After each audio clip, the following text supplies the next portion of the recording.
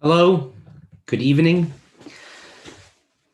I hope you and your family are healthy and doing well, and that everyone is happy and joyful and excited because great, wonderful times are coming our way, and we need to be ready and excited.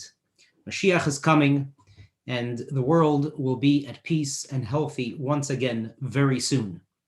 But in the meantime, we're going to take a quick question. 1 second, let's unmute. 1 second, Jack, let's just unmute you.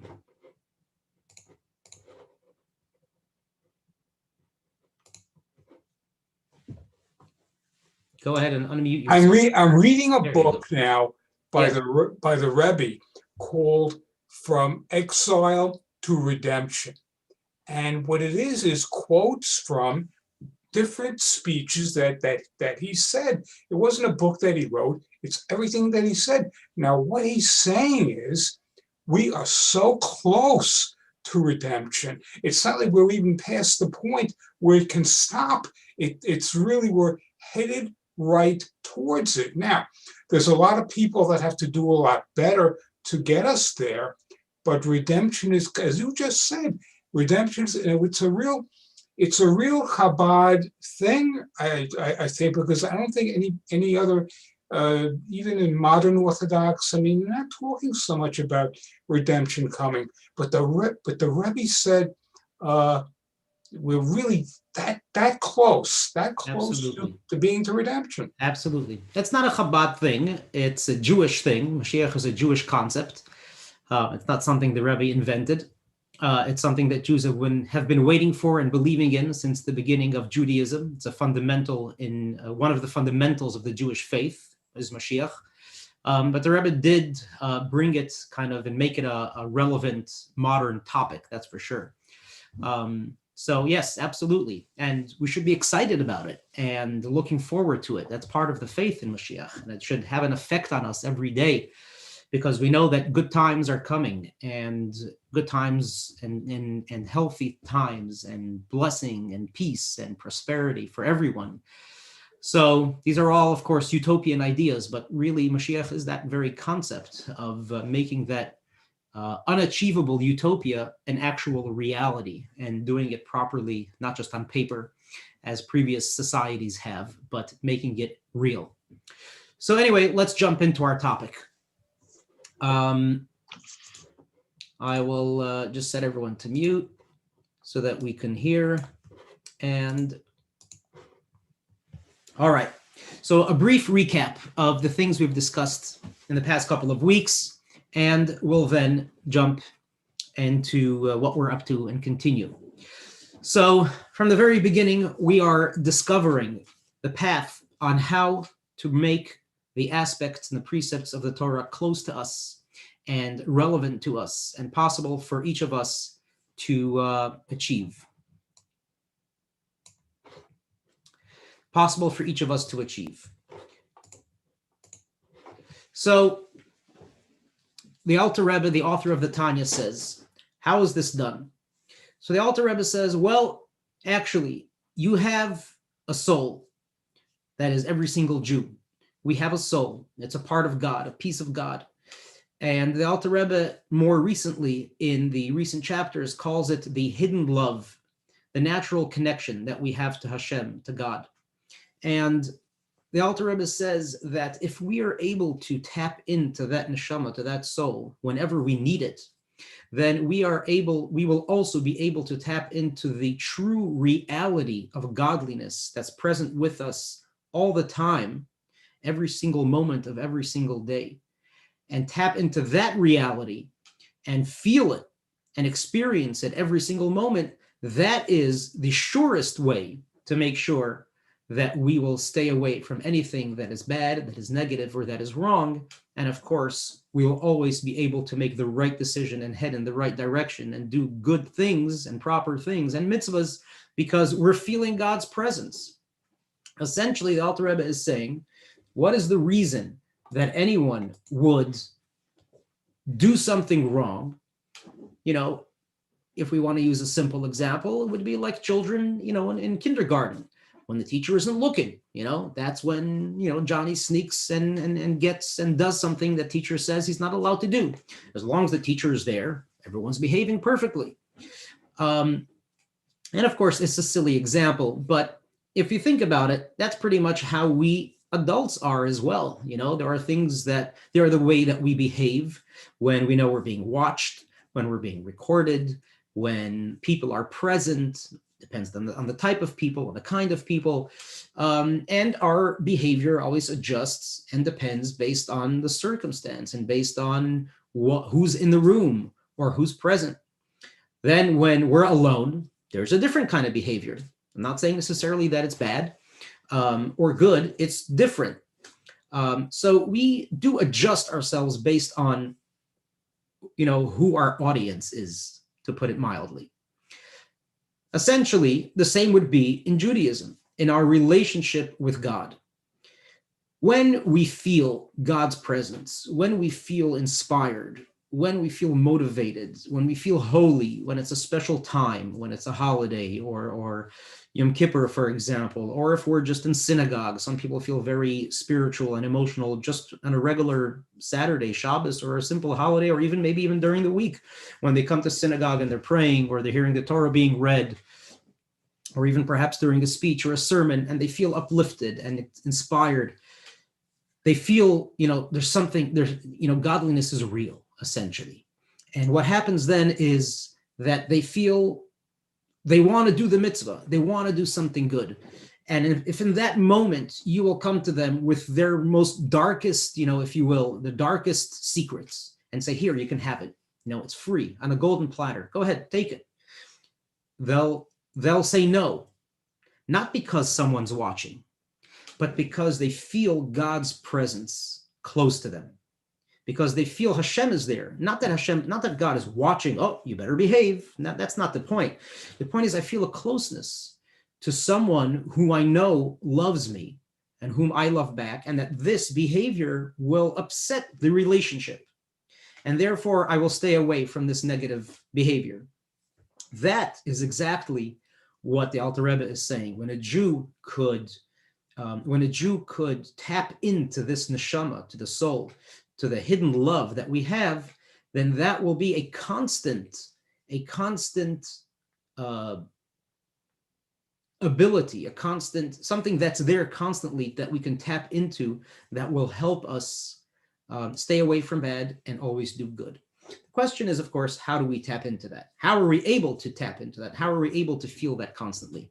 And this is the topic that we're in, where the Alter Rebbe then deviates and goes off to a different subject, which is the subject that we're in the middle of, to discuss and explain this other topic, which will, of course, help us understand the subject, the answer to the question that we are trying to get. So what we started working with last week is the topic of God's oneness in the world.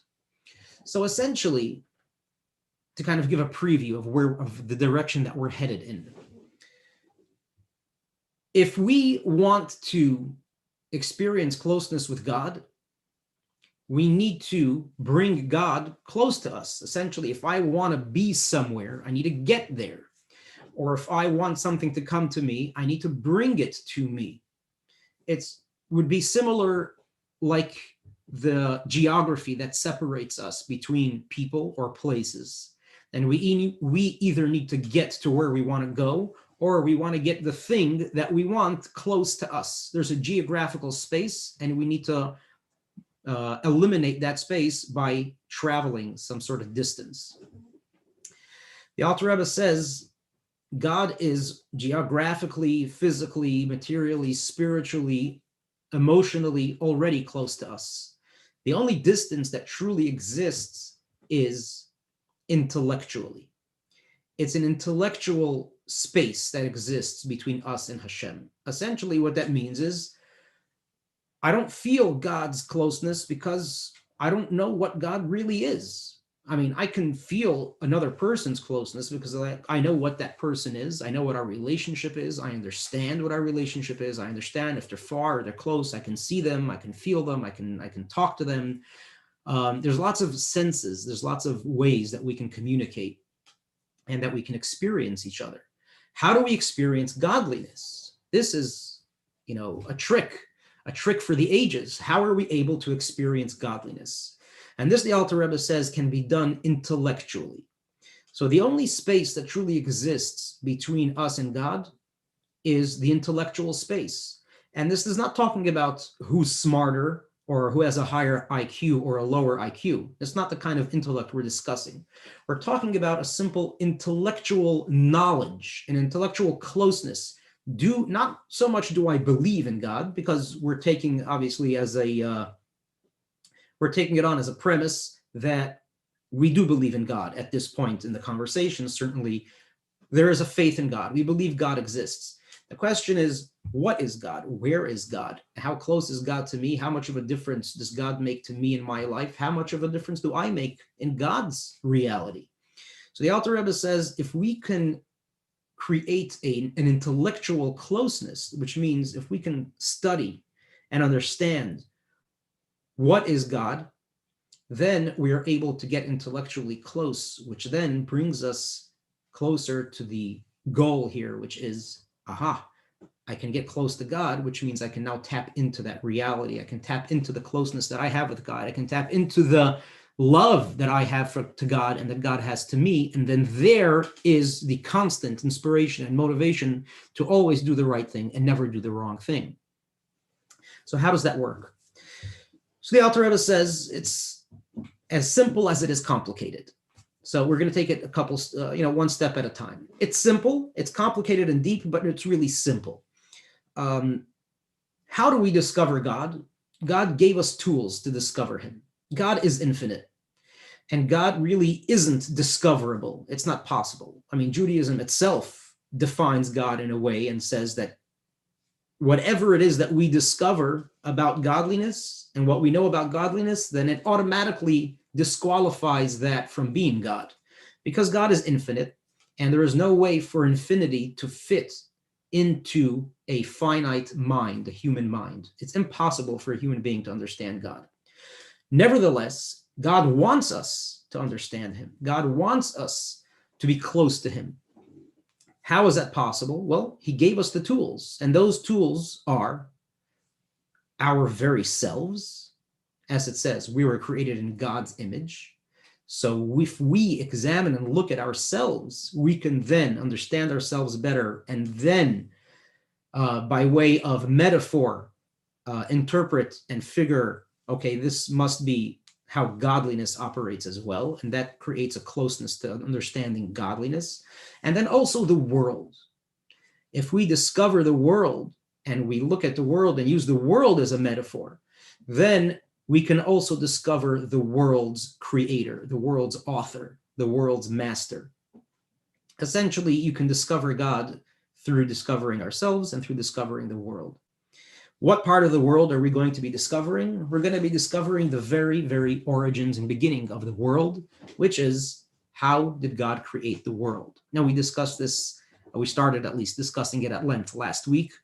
And we know, for those of us who studied the Torah before, God created the world by speaking. God spoke and he said, and there was light and heaven and earth and so on and so forth. We're not going to go through all of Genesis right now, but basically God spoke and the world came to be, which means the tools that God used for creation was speech. And this is what we're going to dwell on in more detail today. And I'm actually going to use some of the text. I'm not going to read the Hebrew text, but I'm going to translate a little bit directly from the text, just so we can have a bit of a flavor of the language the Alter Rebbe uses. And then I will try to, of course, explain and do my best to make it as understandable as possible in the English language. So we are reading right now chapter 21. The Rebbe begins by saying, godliness is not the same as human being. Although I just got done saying, and based on what the Alter Rebbe says, that the way we can discover God is through discovering ourselves, the Alter Rebbe opens chapter 21 by saying, well, godliness is radically different from humanity. It's true you can discover God through humanity, but we have to take that, as they say, with a grain of salt. Whatever it is that we discover about God through humanity, we have to understand that within godliness, it's different than the way it is in human beings. And we're going to jump straight, use as a metaphor to explain this, straight into the topic that we are going to discuss, which is the topic of speech. Speech being the tool that was used to create the world. God spoke and the world came to be. So we look at ourselves, well, we speak, we can say things and communicate with other people. I guess God can also speak, right? We're created in God's image. If we can speak, God can speak. God spoke, created the world. Very nice. When a person speaks, the Alter Rebbe says, the words, the letters, the actual breath that comes from our mouth can be felt, can be seen, can be heard as something independent and separate from the person who speaks. In fact, even not only separate and independent from the person who's speaking, but also separate and independent from the source of that speech. So what is the source of speech? You're looking at me, I'm talking right now. What is the source of speech? My mouth, my lips, my tongue, my teeth, my throat? None of the above, actually. Those are all tools which enable certain sounds to come out in a very specific way, which sound like letters and like words and sentences, which hopefully are making sense. But the point is that the tools of the body are just tools that enable the speech to come out. What's the source of the speech? Where is the speech coming from? The air, the breath, obviously is coming from the lungs. There's a voice box. Then there's various different things in the throat and in the mouth that makes the sound waves, I guess, come out in specific ways, which send certain signals and create certain sounds which other people can understand as words and sentences and ideas. Very, very interesting. But where are those letters coming from? The Alter Rebbe says that any speech is made up of letters, and that's pretty common sense, and it's pretty obvious. We can't have language, we can't have speech without letters. No matter what language you're speaking, there has to be letters. Letters are basically the life, the soul of any words, of any concept, of any idea are letters. Before those letters come into speech and you can hear them and feel them and see them and as something that's independent from the person, those letters are contained in the person's intellect. Basically, we think before we speak, or at least we should.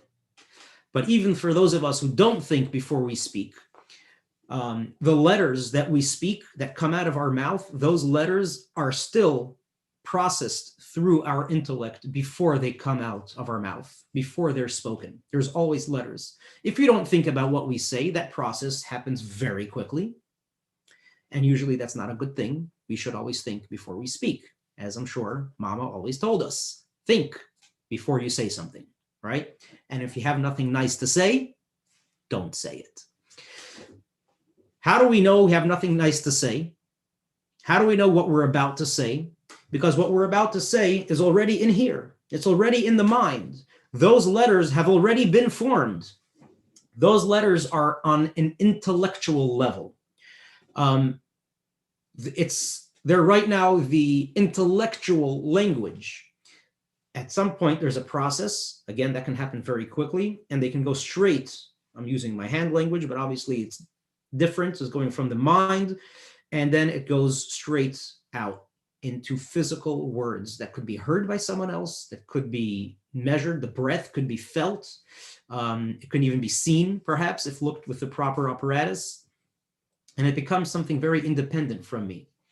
The source of the letters at some point are the intellect.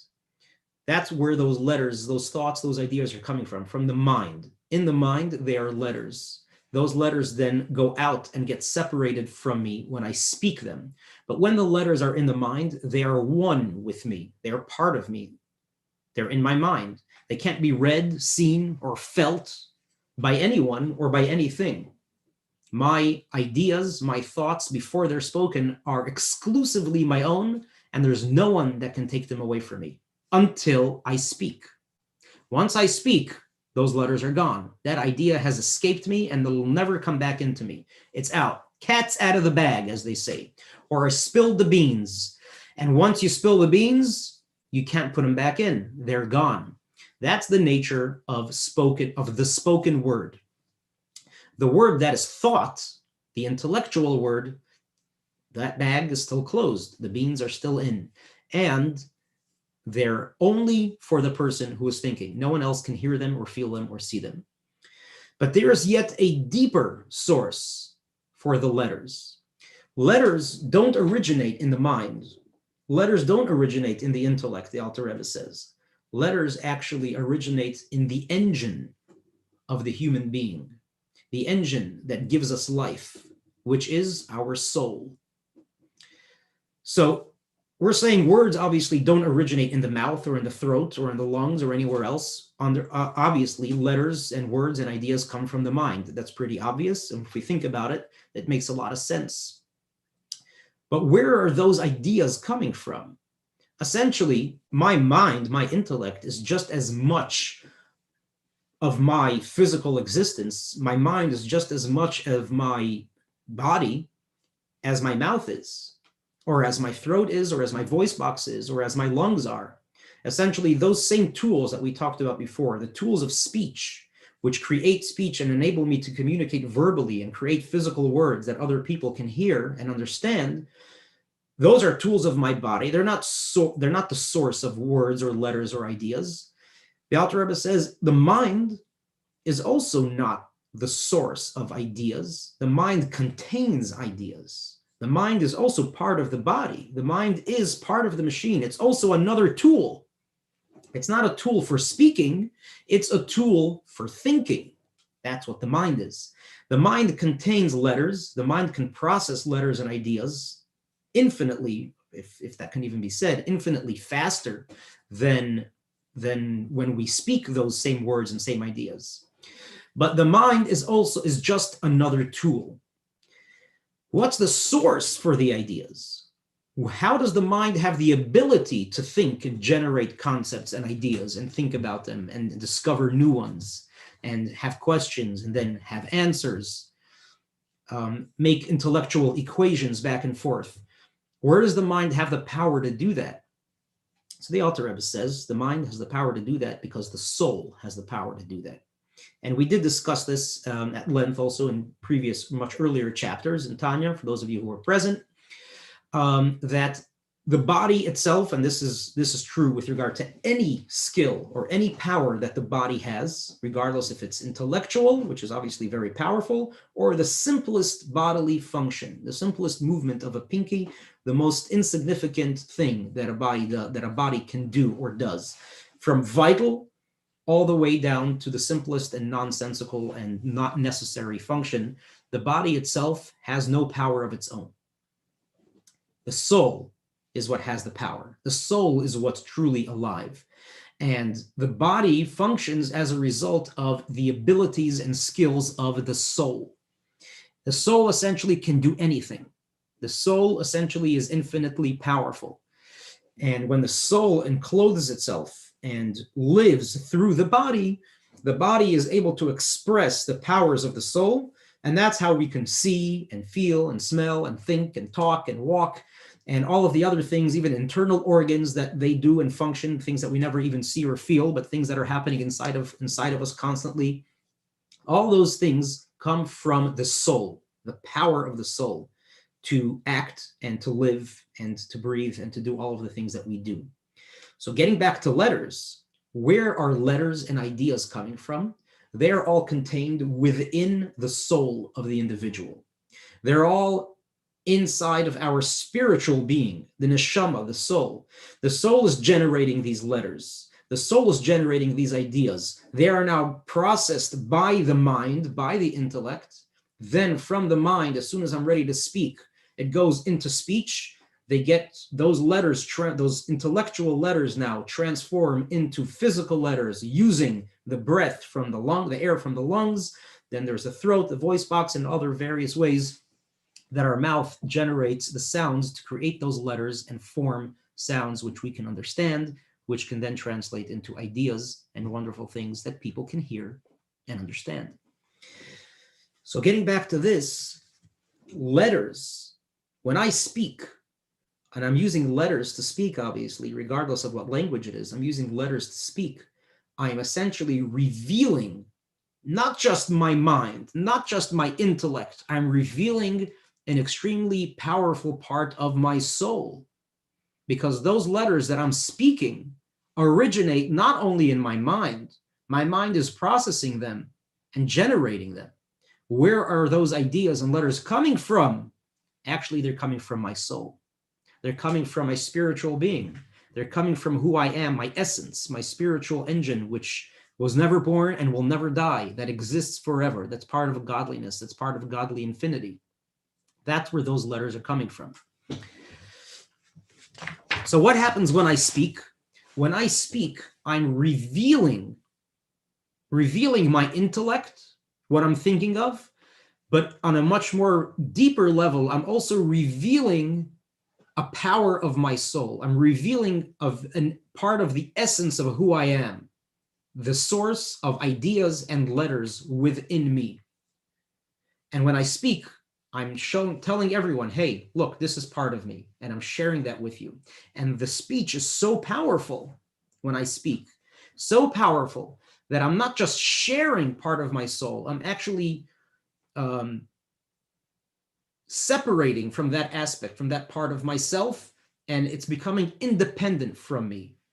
And that's the metaphor that we used before when I spilled the beans, when I'm now I shared an idea, and that idea is now separate from me. Where did the idea come from? It came from my soul, from the essence of who I am, from part of me that I can't even really feel and comprehend and know. I have to really believe in it more than anything else, because I'm so physical, which means I'm so out of touch truly with my spiritual self. Nevertheless, when I speak, I'm truly revealing part of myself, and actually revealing it in such a powerful way that it becomes independent from me, separate from me, because I can never take back the words that I say. So now that we understand speech a little bit better within ourselves by looking at the human being, now let's apply that to godliness. We're created in God's image, which means that if we can speak, we're speaking because within godliness, there is also a concept of speech. Does that mean that God speaks like we speak? No. And those are the words the Alter Rebbe opens chapter 21 with. Godliness is not like humanity. Humanity, if we look at humanity, we can see a metaphor for godliness, but it is not the same. So let's examine speech. How is the speech different? The speech is different within godliness because when God speaks, well, let's look at how they're similar first. When God spoke and created the world, was there a sound? Were there sound waves? Were they able to be recorded? And I don't know the answer to that question. But what I do know is, which is what we're being taught here, that when God spoke, it was not necessarily physical words, sound waves. It may have been, but that's not the point that's being made. When the Torah says that God spoke and created the world using his speech, what that means is it was a revelation of himself. Just like when I speak, or when any of us speak, we are revealing what's in our mind. We're revealing our intellect. We're revealing the letters that were first intellectual, and now they become physical letters because they're now become sound waves, and they're being spoken. They're being separated from me. What happened when God created the world? Essentially, what God did was he revealed part of himself outside of himself. What is that? That can be defined as speech, because when you speak, what's happening actually is the very definition of speech spiritually is a revelation of intellectual ideas. How do you reveal your intellectual ideas? By speaking. So God spoke and created the world. God had an idea. The idea is to create and have a world that is independent and separate of him. So what needs to be done to make something independent and separate from you? If it's an idea, what do? I say it. The moment I've said it, that idea is now separate from me. Now, I still own the idea, perhaps. The idea is mine. I can claim my rights to it. I can have a patent on it, right? But that's not what we're saying here. What we're saying here is that the moment I spoke the words, that's it. The words have left. Now this idea is independent from me. It lives on its own, so to speak, within all of those people that have heard what I said. Essentially, I've separated myself from it. The words that I've spoken are now independent from me. Now, just like we said within the human being, letters and words are contained within the mind and the intellect, but that's not where they originate. They originate in soul. The soul being much deeper than the mind. The soul is actually the essence of who we are as a human being, not the mind. The mind is really where most of life takes place. The mind is a very important and powerful place, obviously. The most important part of our physical existence is the mind, obviously. And that's really where everything is. Our perception of things, the way we understand things, the way we react to things, that all happens in the mind. And really every other aspect of our life follows our mind. But the mind is essentially the computer system, right? The mind, however, is still part of our body. It's still part of our physical existence. How is the mind able to process ideas and perspectives and have opinions on things? The mind gets that ability, like any other part of the body has its ability, from the soul, from the neshama, from the soul, which is the spiritual existence of the human being. So letters and ideas essentially come from a place within us that is so deep, it's beyond even expression. I can't share my soul. I'm hardly aware of my soul myself. And that is also a metaphor for godliness, which means there is a level, and there are multiple levels, what we can call levels, within God's expression. Within godliness, there are different levels. And let's look at ourselves again for a moment. There is me, right? There is who I am. I'm a person, whatever I am, whatever my profession is, whatever my religion is, whatever my faith is, whoever my friends are, where I live, what I like to eat, my music, my preferences, all this other stuff, everything really about me. It's who I am. But let's pick those things apart. Who am I? Am I someone who likes to eat Israeli salad? Is that me? If I like chocolate cake or vanilla ice cream, if I love to study Talmud, if I love to pray, if I love Israeli dancing, if I love a certain genre of music, is that me? That's part of me. But can you define me based on that? I'm sure there are some great psychoanalysts out there that can take certain parts of your life and piece together and tell you about yourself based on that. And if they're really good at it, they'd probably be able to really tell you about yourself. But is that really who you are? Or are those just expressions of yourself? Those are just choices that you're making. Those are just part of who we are, small parts. And really, if you look at the history of your life, those things, those interests, desires, places that we go, or things that we like to do, or that we like to study, or that we like to engage in, also are constantly changing. The things that we did or we were into when we were 10 are very different than we were 15 and 20 and 30 and 50 and 60 and 100 and 120. Those things change all the time. So who am I? I'm always me. My choices are changing. My preferences are changing. My interests are changing. My habits are changing. But I haven't changed. Or have I? Who am I? And the answer to that question is I am beyond discovery. I am my soul. I am infinite. I'm part of infinity, more accurately said. I'm part of infinity. you can't define me, and that's really, I mean, we're going to deviate a bit here, but that's really why we should never judge people. We should never judge ourselves even. We should keep ourselves accountable, but not judge ourselves negatively. Why is that? Because a person should never be and is never defined by a certain action, even if that action is extremely powerful or very transformative or very decisive, on whether good or bad. A person is much more than what meets the eye, any eye. A person is a soul. A person is a part of infinity, a part of godliness. It's way beyond definition or description of any sort. So if we're going to discover ourselves, who am I? I'm way beyond discovery. That's who I am. So if we're looking at to compare godliness and the human being, within ourselves, there are many different ways that we express ourselves. That's not who we are. Within godliness, there are also many different ways that God expresses himself. God expresses himself in creation. God expresses himself in many different types of creation. Many different things that we know exist. Those are all different forms of God's expression. Going on a deeper level, those of us who studied Kabbalah or know a little bit of even Hasidic philosophy have learned there's different levels of Sefirot, different levels of spiritual beings, spiritual worlds. There are angels. There are many very different spiritual realities, and those are all parts of God's expressions. And mind you, those are all different. Even within godliness himself, again, those of us who have a little bit more background will know, God has many different names. There are the names that we generally use in prayer.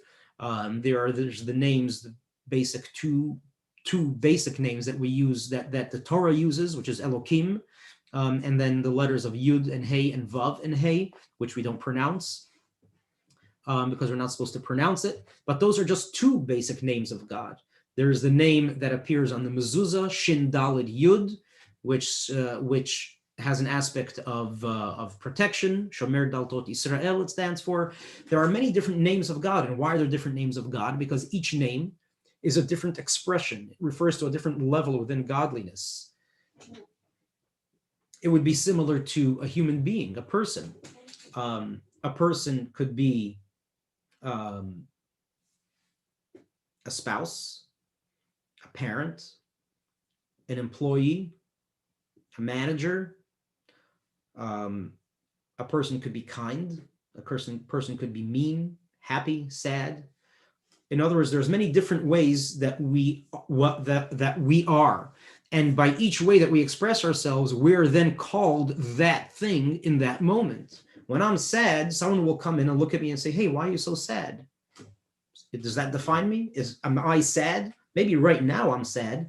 And yes, I'm feeling sad for whatever reason. That doesn't make me sad. It doesn't make me a sad person. I can change my mood in a moment, right? If I'm very generous, can I be defined as a generous person? Not necessarily. Even if I'm always generous, my behavior, I'm expressing myself in a way currently that is generous, but that doesn't define me as a person and essentially the essence of who I am. When someone does something and behaves in a certain way, then that person is called that thing in that moment. But that's not necessarily what that person is or who that person is. Sometimes it could be, but it's not an all-encompassing thing is what we're trying to say. Within godliness, it's the same thing. We say God is one. There's only one God, and God is oneness. But even within God's oneness, when God begins to express that oneness and essentially begins to allow for his oneness to spread, if you will, we're using imagery here now, because it's important to use imagery to be able to understand the stuff. When that oneness begins to expand, if you will, and expand at a certain point, and by design, mind you, by design, because this is part of what God wants should happen, beyond the oneness to allow for other things to exist in order so that a world eventually will exist, a world which is independent of godliness, that doesn't feel God's presence, for people to exist within that world and also to be independent, or at least have the illusion of independence so that they will have freedom of choice. All of that, what happens? God is expressing himself. And in that act of expression, he is called something based on that behavior of expressing himself. That doesn't define godliness. Sometimes God expresses himself. Sometimes he withholds. Sometimes God acts kindly. Sometimes he acts unkindly, if we can, again, use that. Of course, we know that God is always kind and always good. But again, our perception of what's transpiring is sometimes kind, sometimes unkind, sometimes good, sometimes the opposite, God forbid. But the point is that just like within us, there are very many different parts of us. And it depends on what we're doing and how we're behaving and what we're saying and what we're feeling in that moment. And each moment could be defined in a specific way, but that doesn't define me as a whole. Because as we said, I am my soul, which is way beyond definition or expression. It's essential and it's part of infinity. Godliness is infinity as well, obviously. But even that infinity can express itself in different ways. So, godliness is, or we're created in God's image, which means God is similar to us, or we're similar to God. How can we discover God? Through discovering ourselves. We've discovered how God created the world. How God created the world is by speaking. What does that mean? Did he say words like we say words?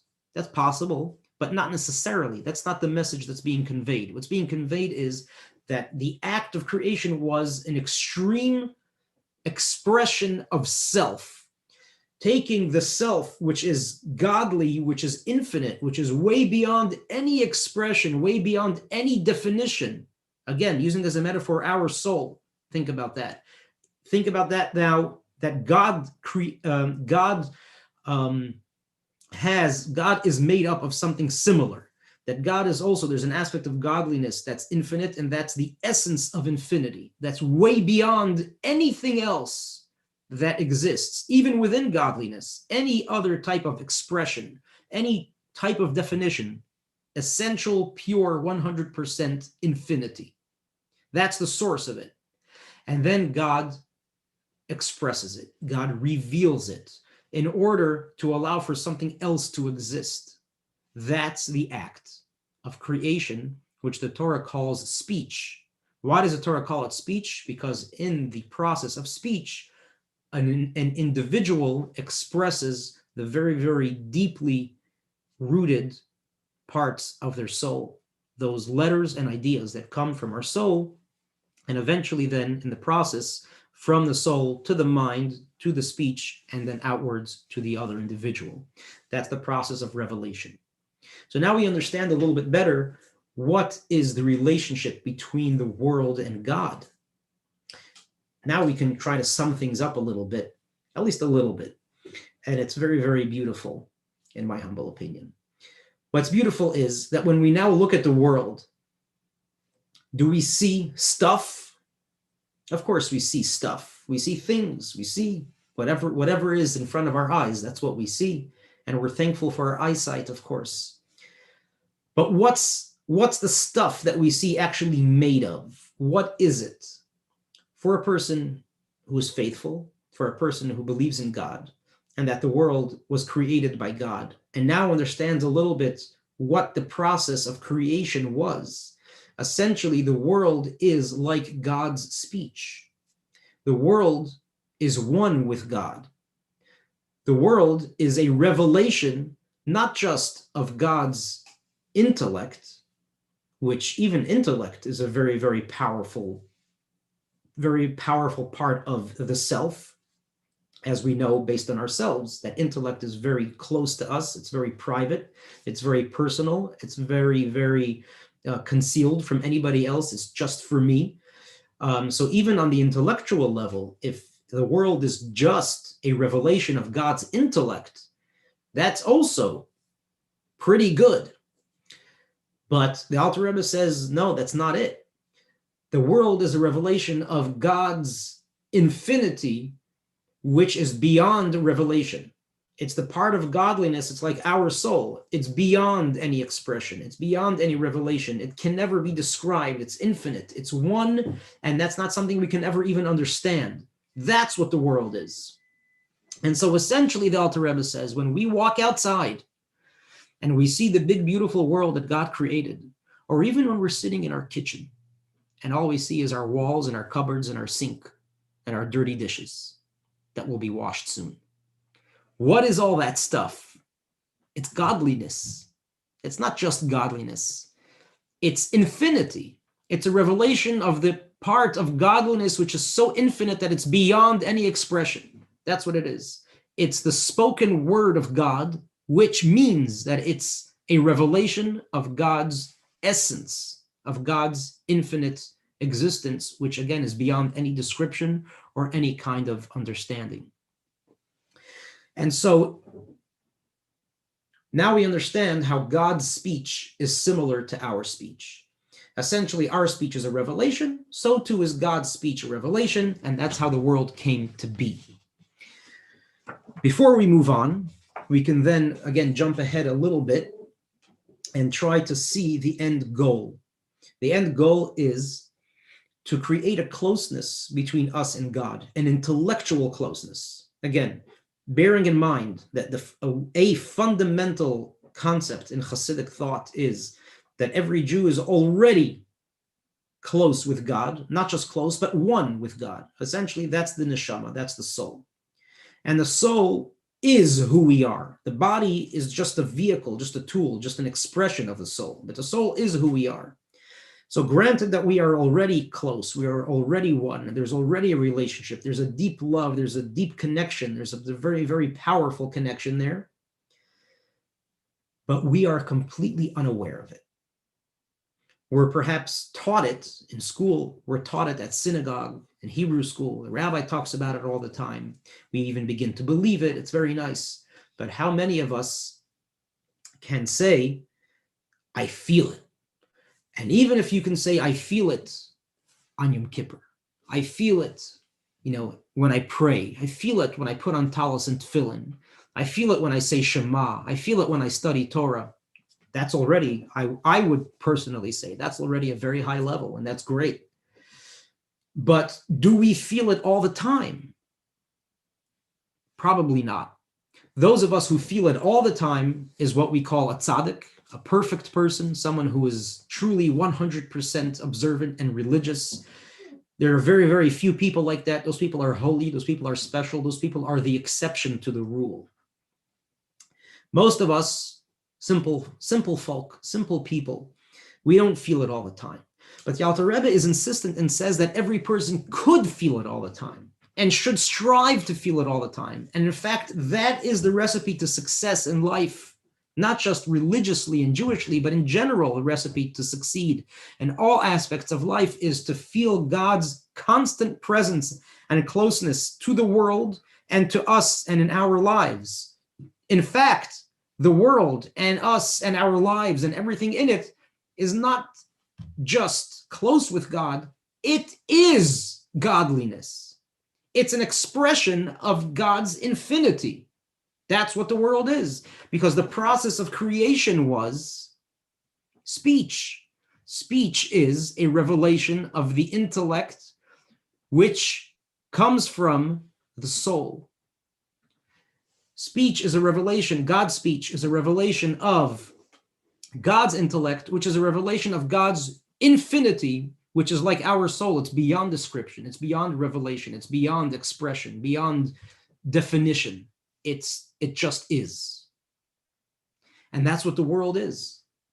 So if we can intellectually think about that, and this the Alter Rebbe does, and we talked about this again in many previous chapters, that the Alter Rebbe speaks about the importance of meditation, of taking time every day, whether it's before prayer or during prayer especially, and during important parts of the prayer like Shema or other parts of the prayer, wherever we feel like we can think a little bit about God, not just say the words, but think about God and think about how God truly is close to us and how he's close to us, not just that I believe God is close to us.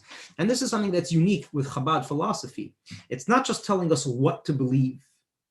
It's telling us how it makes sense and how we could believe it. The science, if you will, the science of it. And this is something we just covered right now. How are we to believe that God is close to the world? Well, God spoke and created the world. Just that statement, now that we understand what speech is and where speech comes from and where letters come from, and that whole process, the process of revelation of the soul through speech, now we understand that the world is actually a product of God himself, and it's part of godliness, essentially.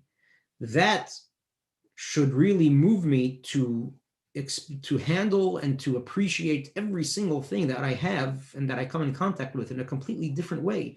Everything is special. Everything is holy. Everything is filled with potential. Everything is godliness. I revere and respect every single thing I come in contact with. Certainly things, how much more so people, right? Because it's not just another person, another human being. It's literally another soul, another piece of infinity, just like me. And from here, we kind of gain a little bit of perspective on how holy people actually live and their perspective and their understanding of the world.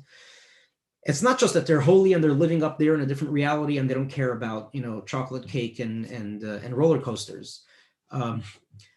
They live life with that reality. They can see and feel and truly keep in their mind constantly and consciously be conscious that the world is part of godliness.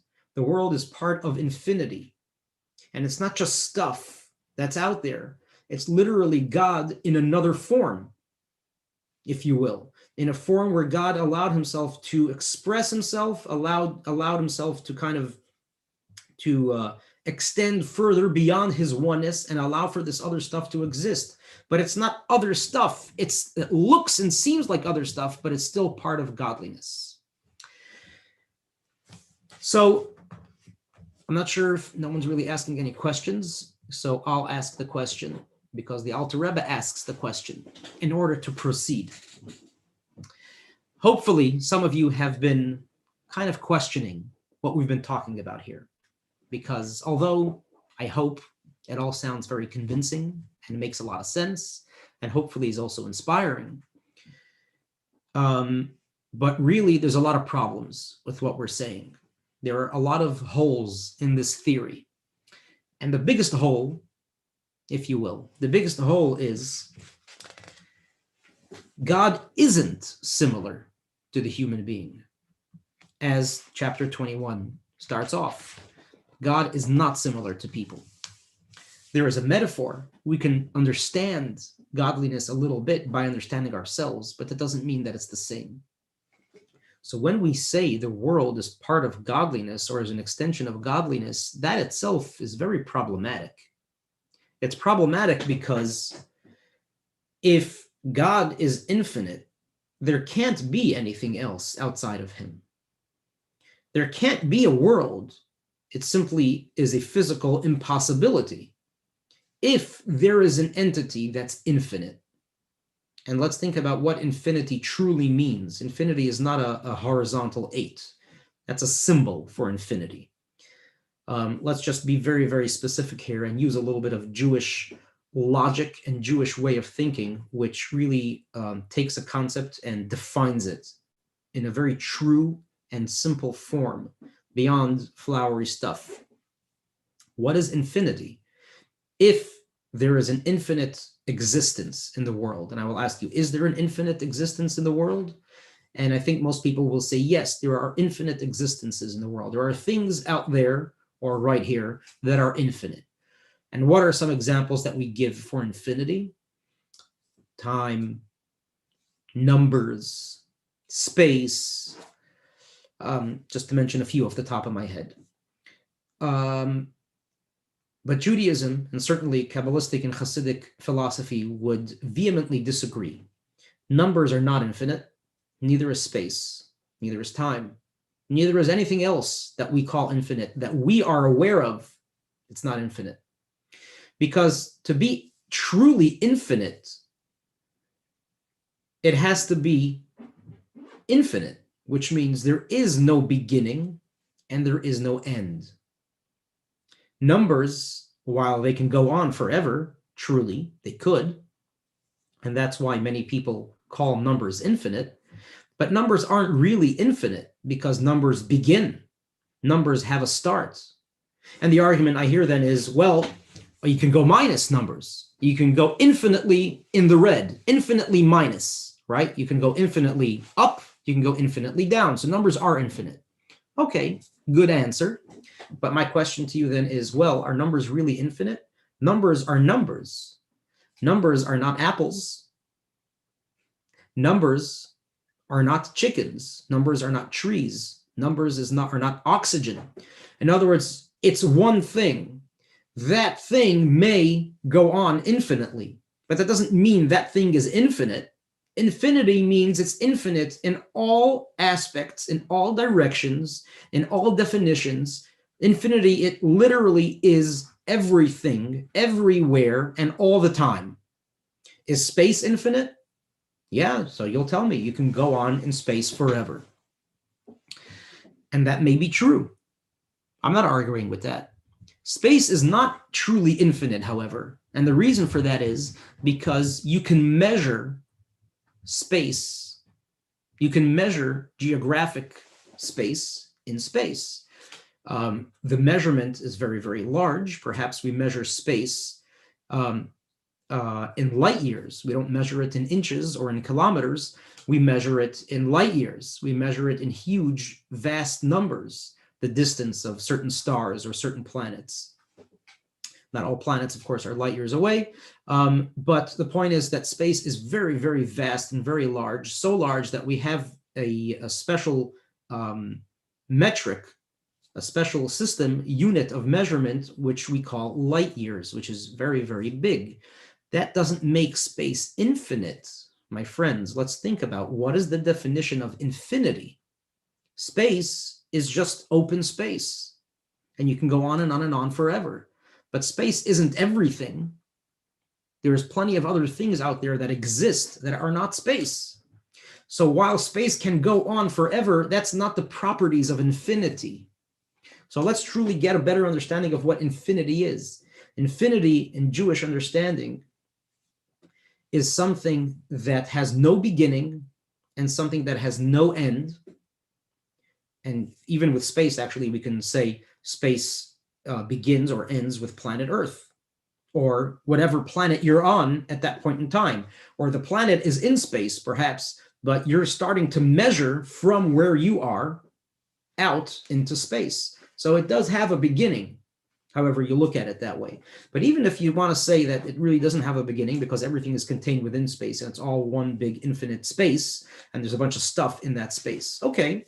But still, the properties of infinity are the fact that no limits on time, which means there's no beginning, there's no end, no limits on physical geographic space, and no limits on matter, what the stuff is. So godliness is the only true infinity, which means everything that exists, everything that's there, and everything that we're not even aware of that exists is all part of his reality. It's all part of infinity. It's all part of godliness. Nothing else can exist. There can't be anything else. That is, if we truly believe in an infinite God. And of course we do, otherwise there's no Judaism. Judaism believes not just in God, but in the fact that God must be infinite and must have those true properties of infinity. And if God isn't truly infinite to the very, very T, then it's not God. And there is no God then. If God isn't infinite, then there is no God. So God must be infinite. And based on that idea, then we can ask, what have we been talking about? How can infinity, how can God allow something else to exist by revealing himself, if you will? What do you mean revealing himself? Revealing himself to where? To whom? The concept of revealing means there is something else, and I need to reveal to that thing, because that thing is unaware of what I am or who I am or what's inside of me. So the very words that we're saying God spoke and created a world, which is what the Torah says. And as we just decoded that message, and we for the past hour, and we said, what does that mean? It's the process of revelation, revealing intellect, revealing the essence of the existence into something else outside of the self. That's what speech is within us. That's what speech is within godliness. But I thought God is infinite. If God is infinite, who's he sharing himself with? What's he sharing himself with? How can he share himself? It's infinite. Everything is him. The whole concept makes no sense based on the very ideas that Hasidus itself teaches. And obviously, this is part of what the Alter Rebbe now discusses to explain this idea further, which of course is going to enable us to understand and appreciate God's existence and God's infinity on a deeper and much more powerful level now. Now that we've understood one element of it, we're then, based on this question and answer, we can then go and move on to the next level of understanding, which is get a better appreciation of what is infinity and how is it possible that God created a world, that there was a revelation of infinity to essentially to something else, or allows for something else to exist, when by definition, infinity cannot allow something else to exist, because that something else is also it. So my friends, I hope you enjoy the class. Thank you very much for joining. Please join us again next week, Tuesday, same time, same place, 8 p.m. And be healthy, be well, and remember that God is not just always close with us. God is actually literally here with us and part of us. And when we look at the world and we see a godly and holy place, it completely changes everything, changes our perspective. It makes things so much better and more beautiful and more powerful and more inspiring and more filled with potential. Let's live a godly life. Thanks for joining again.